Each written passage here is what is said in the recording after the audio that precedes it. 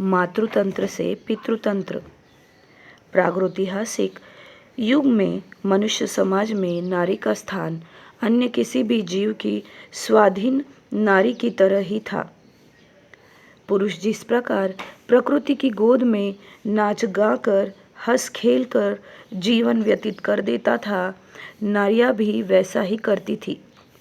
जब मनुष्य ने समाज कहने जैसा कुछ भी बनाया नहीं था, उस समय यह व्यवस्था तो चली ही थी।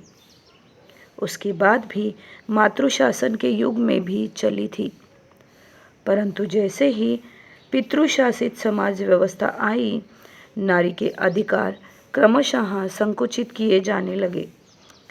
आरंभ में निर्धारित किया गया कि नारियां उतनी ही स्वतंत्रता का भोग करेगी जितनी विवाह के बाद उसका ससुर कुल उसे भोग करने देगा, या विवाह के पूर्व पितृकुल उसे जितना सुयोग देगा।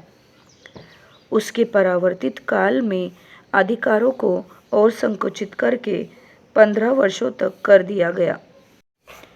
अर्थात 16वें वर्ष में पदार्पण करने के पूर्व तक नारियां यह सुयोग पाएगी।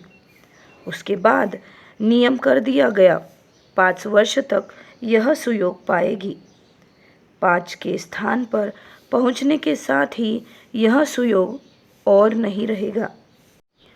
इस प्रकार के नारी निर्यातन के पीछे मनस्तात्विक कारण यह था कि नारी हर पद विक्षेप में अनुभव करे अपनी पराधीनता। वह समझे कि घर में, संसार में, राष्ट्र में, समाज जीवन में, हर क्षेत्र में वह पुरुष की अनुग्रहिता है।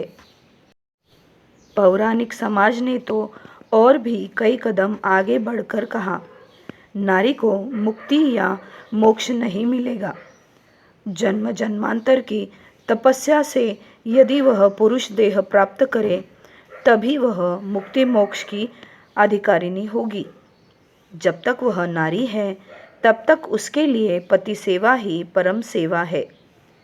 काशी के बाजार में सिंदूर लगी लड़की की कटोरी में बड़े बड़े अक्षरों में लिखा हुआ तो अवश्य ही होगा, पति परम गुरु है, पति सेवा ही परम सेवा है, अथवा पति ही ध्यान ज्ञान, पति ही है देवता, पति स्वर्ग से भी श्रेष्ठ है, पति है भाग्य विधाता। क्षमता लोभी विवेकहीन कुछ सांख्यक लोगों ने इस मतवाद का प्रचार करके नारी को अच्छन्न बुद्धि और पुरुष को घमंडी बना दिया था। यह व्यवस्था प्रकृति विरोधी है। यह खुले आंगन की चारों ओर देखने से ही पता चलता है। क्या कोई बाघिनी को बुर्खा पहनाकर रख सकता है? यह मुराद किसी को है? बाघिनी को क्या कोई कह सकता है, तुम कूदकर गड्ढे को पार मत करना? वह जो खेल कूद, वह जो स्पोर्ट्स है, ये सब काम नारी नहीं कर सकती।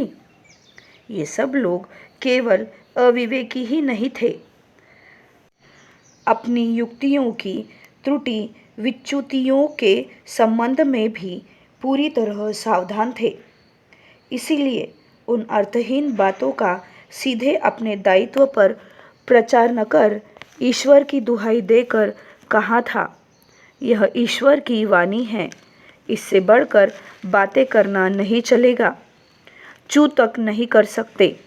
महिलाओं में भी जब आत्माभिमान जगेगा, उस दिन वे भी अपने दासित्व का बुर्का घूंघट उतार फेंक कर अन्य प्राणदीप्त जीवों की तरह ही एक साथ संगठित नियंत्रित रूप से समाज सेवा में अपनी भूमिका उचित तरीके से निभाने में सक्षम होगी।